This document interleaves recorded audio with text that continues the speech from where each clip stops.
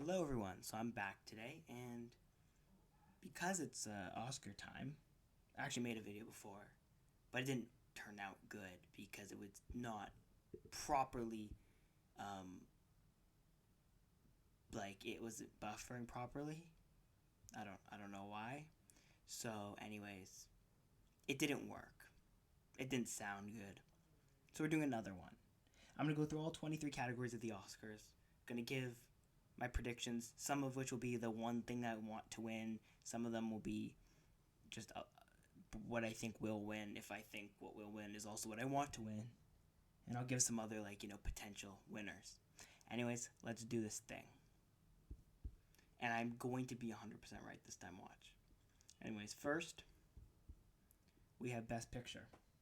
Now, Best Picture is going to be Oppenheimer. I don't know if anyone doubts that. Now, of course, we now know The Holdovers is a fraudulent movie, even though I thought it was a good movie.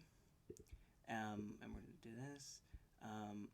I don't think that it's going to win Best Picture. I'm surprised it has the second best odds. Anyways, Poor Things, and I did put The Holdovers on my initial list, so I'm going to leave it there. And voting's already over. That's interesting. And so, I don't know if it can be disqualified at this point from Best Original Screenplay, now that we know that it was plagiarized. But anyways,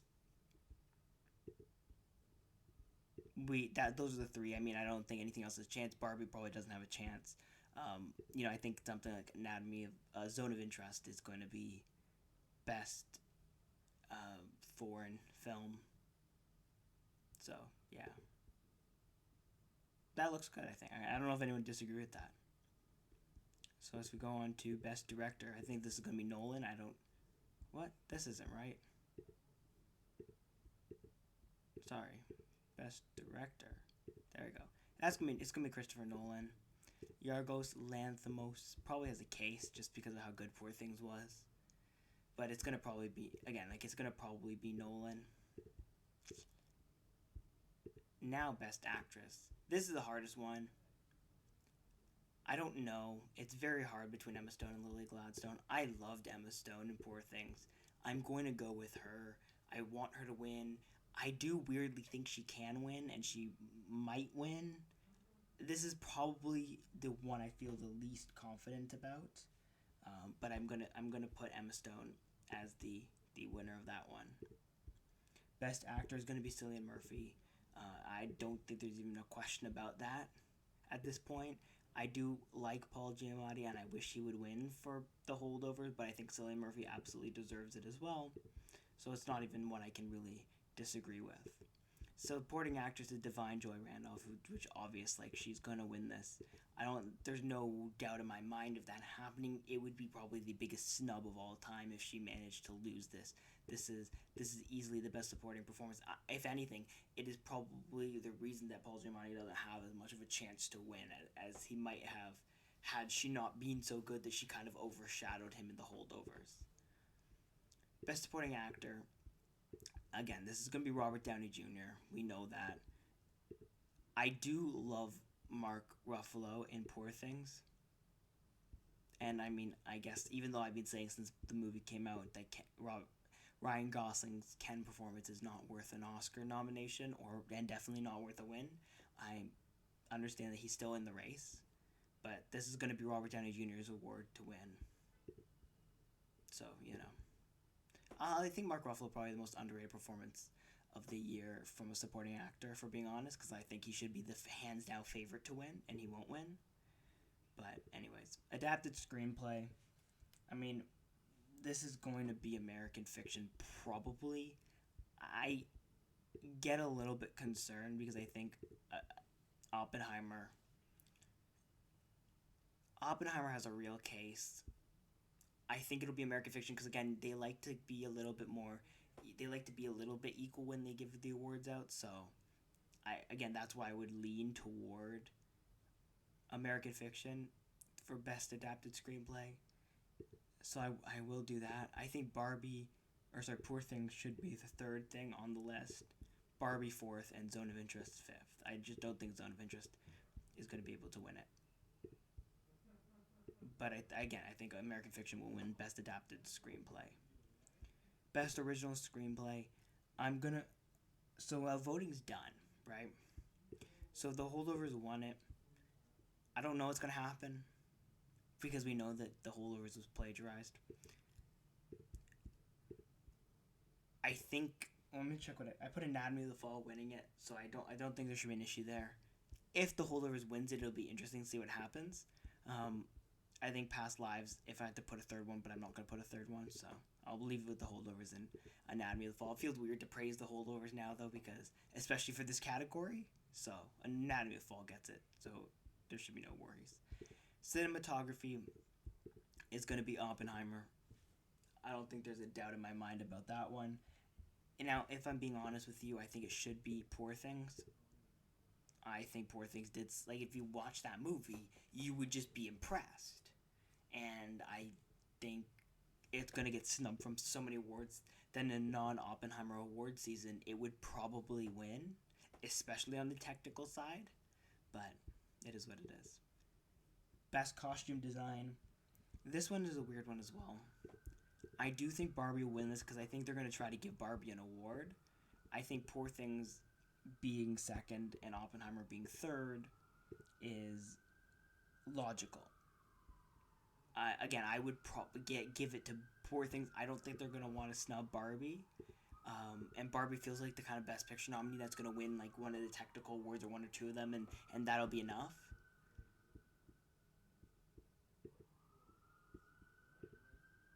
Next, we have film editing, and I mean, this feels like an Oppenheimer award to lose.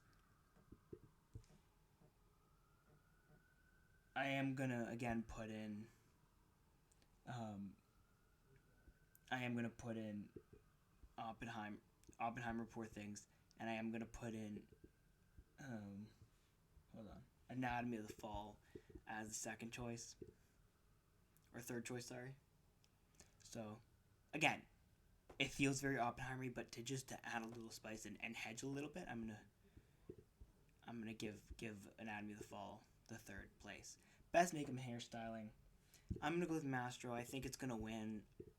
Poor Things could upset it, but the way I'm kind of looking at it, or not upset, I guess, because they're close enough.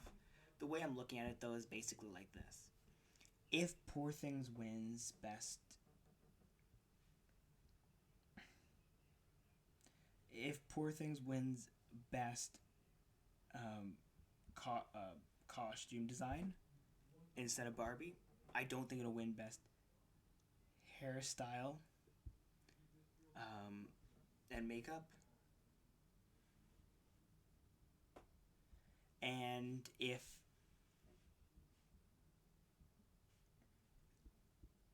it doesn't win best costumes, then it might have a better chance of winning this because again, the Oscars, especially for these kind of like overlap categories or somewhat overlap categories, they generally don't end up going to the same people.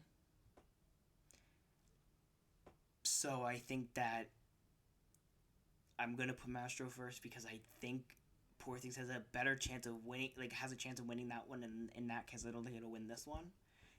That may not make any sense, but that's how I'm gonna do it. So just deal with it. And if I'm right, that's going to be one of the bragging points.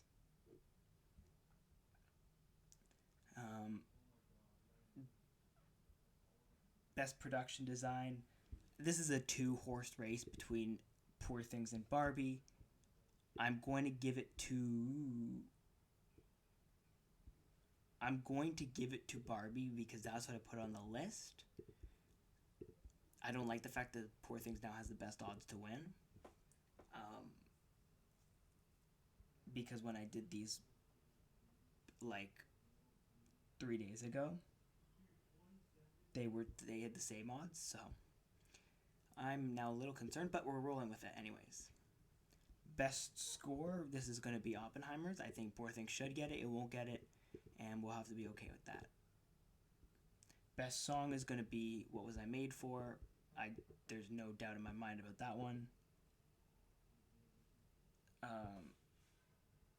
Best sound. Oops, I meant to do this one. Best sound is Oppenheimer. So the second that Oppenheimer had the explosion scene, you knew it was going to win best sound because that they love this. whenever you're voting on sound, right, you've always got to say, okay, which movie did no sound the best, and that was Oppenheimer, right, or certain parts of it with no sound, because that makes sound better. Also, sound engineering involves silence, so you know. Best VFX, I'm gonna go with Godzilla -1, and the only reason I give it the edge over the creator, which is the second choice, and I think probably the only thing with a chance to upset it, is because I think at the end of the day, what Godzilla did on such a little, like such a small budget, and how it came out of nowhere because of how well they did all their VFX, is going to be enough for it to win. I know the creator's gotten a lot of steam, and I think there is a chance of it winning, but I think generally people are still pretty much in favor of of Godzilla -1, just because of, again, the creator's budget was massive compared to Godzilla -1's budget, and what Godzilla -1 did was, again, spectacular, and they like to reward that. Speaking of small budgets, so you've got Across the Spider-Verse, which does not have a small budget, and you've got The Boy in the Heron, which is got a smaller budget, I guess, and was like, it was more of the indie animated film. So this is a very interesting kind of two-way race, because I don't think there is any third option. So there have been some reports that some of the people who vote in the animated feature for the Oscars, like the people who normally vote for the Pixar, right? Like there's that kind of block which votes for Pixar and Disney. They're voting for Spider-Verse, right? Which means if they do that, plus you got the other people kind of voting for Spider-Verse, Spider-Verse probably will win. However, there is a very strong contingent of people who vote for the kind of the indie movie, right? And we've seen it win a few times. So there are clearly enough votes for it to happen if there's not a super strong Disney movie. Which is why I'm leaning, and I feel like if there's anything that would make me angry is when Spider-Man gets upset, and plus Spider-Man did not have a good showing nominations wise, with this being its only one, not getting original song despite that amazing soundtrack, not getting original score even. I do have to, that's why I kind of lean toward getting upset by a movie that came out more recently that's kind of better in people's minds. Again, it's weird because these can be very random. I am going to go with bias here, and I'm going to say Across the Spider-Verse. I would not at all be surprised if The Boy and the Heron won this feature. Now, I'm just going to do these ones quickly because there's really no 28 Days in Mariupol and Bobby Wine, The People's President, are the two which have had some sort of momentum behind them. International film is going to be Zone of Interest, because anything that is nominated for Best Picture basically automatically wins international film, especially if it's not winning Best Picture. Society of the Snow, Netflix thing, probably the close second. The only thing with a chance of winning. Out in the weird possibility world where Zone of Interest doesn't win. For animated short, it's going to be Letter to a Pig. I'll put War is Over as the second one, but it's going to be Letter to a Pig. I'm very confident in that one, as far as me not having seen it and just knowing what I know based on what people say. The ABC's A Book Burning is going to be Best Documentary Short. And last but not least, or maybe last but also least, Best Live Action Short, The Wonderful Story of Henry Sugar. And that one, again, there's no competition for it really, mainly because there's just one of those movies which kind of bubbles to the surface and everyone just kind of coalesces around it, and that, again, in this case, it's that. So with that being said, thank you for watching, and if you disagree with me, let me know, and if you fully agree with me and you think I'm going to be completely right, then perfect. You're going to probably be right too. Anyways, thank you all for watching. Bye.